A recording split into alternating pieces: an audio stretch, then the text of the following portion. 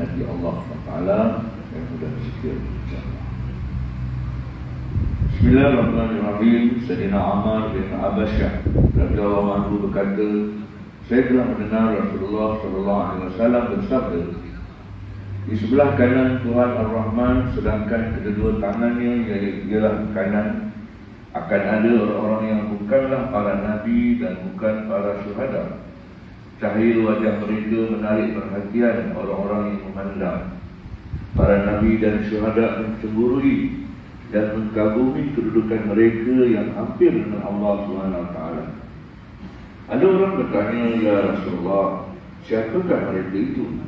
Baginda SAW bersabda, mereka ialah orang-orang yang datang daripada berbagai kabilah, meninggalkan keluarga dan sanak saudara, berhimpun di suatu tempat semata-mata untuk mengingati Allah SWT. Dan mereka berhati-hati memilih perkataan yang baik-baik dalam berbicara, sebagaimana orang memilih tamar yang baik-baik dari timbunan tamar untuk dimakan. Hadis riwayat Tabrani. Ulangi.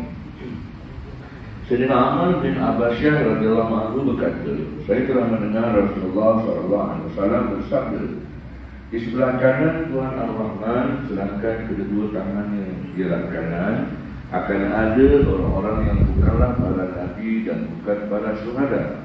Cahaya wajah mereka menarik perhatian orang-orang yang memandang. Para nabi dan syuhada mencemburui dan mengagumi kedudukan mereka yang hampir dengan Allah SWT. Ada orang bertanya, ya Rasulullah, siapakah mereka? Baginda SAW bersabda, mereka ialah orang-orang yang datang daripada berbagai kabilah, meninggalkan keluarga dan sanak saudara, berhimpun di suatu tempat semata-mata untuk mengingati Allah SWT. Dan mereka berhati-hati memilih perkataan yang baik-baik dalam berbicara, sebagaimana orang memilih tamar yang baik-baik dari timbunan tamar untuk dimakan. Maksud hadis di atas, berada di sebelah kanan Tuhan Ar-Rahman, ialah mereka mendapat kedudukan yang khusus di sisi Allah SWT.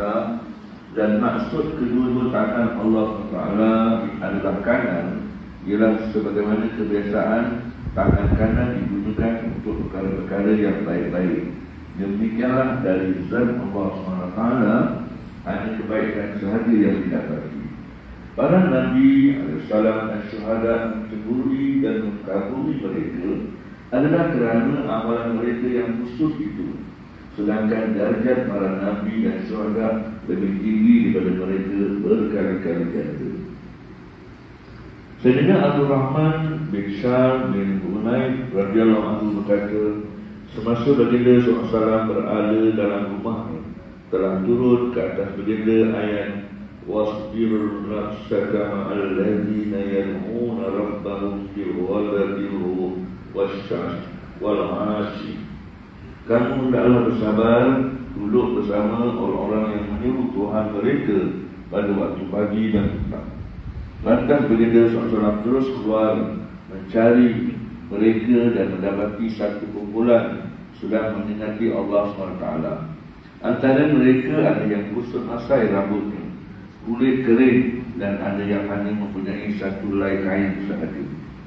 Apabila baginda SAW melihat mereka, baginda SAW terus duduk samping mereka, lalu bersabda, segala puji hanya untuk Allah Ta'ala yang telah mewujudkan daripada kalangan umatku orang-orang yang aku sendiri diperintahkan untuk duduk bersama mereka. Hadis riwayat kepada Tafsir Ibnu Katsir.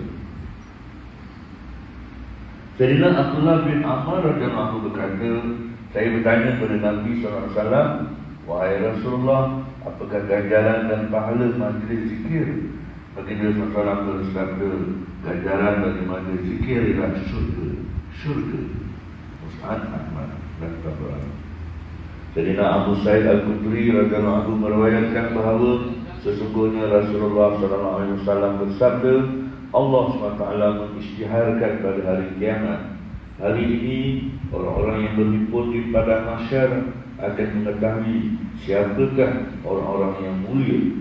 Ada orang bertanya, wahai Rasulullah, siapakah orang-orang yang mulia itu? Baginda SAW bersabda, orang-orang yang duduk dalam majlis-majlis zikir di masjid-masjid Allah SWT. Hadis riwayat Ahmad dan Abu Ya'la. Sayyidina Anas bin Malik radhiyallahu anhu meriwayatkan bahawa sesungguhnya Rasulullah SAW bersabda, apabila kamu melalui taman-taman syurga, maka nikmatilah hasilnya. Para sahabat radhiyallahu anhu bertanya, ya Rasulullah, apakah itu taman-taman syurga? Baginda SAW bersabda, halaqah-halaqah zikir. Hadis riwayat Tirmizi. Sayyidina Muawiyah radhiyallahu anhu berkata bahawa Rasulullah SAW telah pergi ke satu halaqah. Para sahabat radhiyallahu anhu lantas baginda SAW bertanya, apakah yang telah menyebabkan kamu duduk di sini? Para sahabat radhiyallahu anhu menjawab, kami duduk mengingati Allah SWT dan bersyukur atas ihsan Allah SWT kepada kami kerana memberi petunjuk kepada kami untuk menerima Islam. Baginda SAW bersabda lagi, demi Allah, apakah hanya untuk tujuan kamu duduk di sini? Para sahabat menjawab, demi Allah, hanya kerana itulah kami duduk di sini. Baginda SAW bersabda, saya tidak meminta kamu bersumpah kerana mencurigai kebenaran kamu. Namun sebenarnya Jibril AS telah datang kepadaku dan menghabarkan bahawa sesungguhnya Allah SWT berbangga-bangga dengan kamu di hadapan para malaikat. Hadis riwayat Muslim.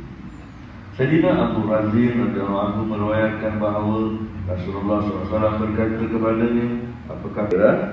Duduklah dalam majlis orang-orang yang mengingati Allah SWT, dan apabila kamu bersendirian, maka sentiasalah gerakkan lidah kamu untuk mengingati Allah SWT. Sayyidina Abdullah bin Abbas radhiyallahu anhu berkata, ada orang bertanya kepada Nabi SAW, ya Rasulullah, siapakah teman yang paling baik untuk kamu duduk bersamanya? Baginda SAW bersabda, seseorang yang apabila kamu melihatnya, sebabkan kamu akan teringat kepada Allah SWT, dan percakapannya akan menyebabkan amalan kamu bertambah, dan amalannya menyebabkan kamu teringat dan akhirat. InsyaAllah tuan-tuan yang dimuliakan oleh Allah SWT, bersyukur kita lagi dan lagi kerana kita juga dapat duduk sebentar dalam majlis yang kita namakan Nabi SAW. Inilah juga majlis yang seperti mana disebut hadis-hadis ini, iaitu majlis yang membesarkan Allah, yang menanti Allah, yang mendekatkan diri kita kepada Allah SWT. Dan orang-orang yang duduk dalam majlis ini sangat-sangat disukai oleh Allah SWT, dan ganjaran tak lain dan tak bukan seperti mana disebutkan tadi, iaitu syurga Allah SWT. Jadi mudah-mudahan kita berdoa dan kita dapat istiqamah lah, bukan majlis ini saja, majlis yang lain pun yang majlisnya itu yang mengingati Allah, iaitu baca Quran ke, ataupun bacaan hadis ke, ataupun apa-apa majlis ilmu lah, yang berfokuskan kepada mendekatkan diri kepada Allah, maka itulah majlis yang sangat disukai oleh Allah SWT, dan semua orang yang hadir dalam majlis itu mendapat keampunan di sisi Allah. Itu hadis yang kita baca sebelum, insyaAllah. Mudah-mudahan kita dapat kekuatan untuk amal dan kita sampaikan. Akhiri dengan tasbih fitrah dan surah Al-Nas.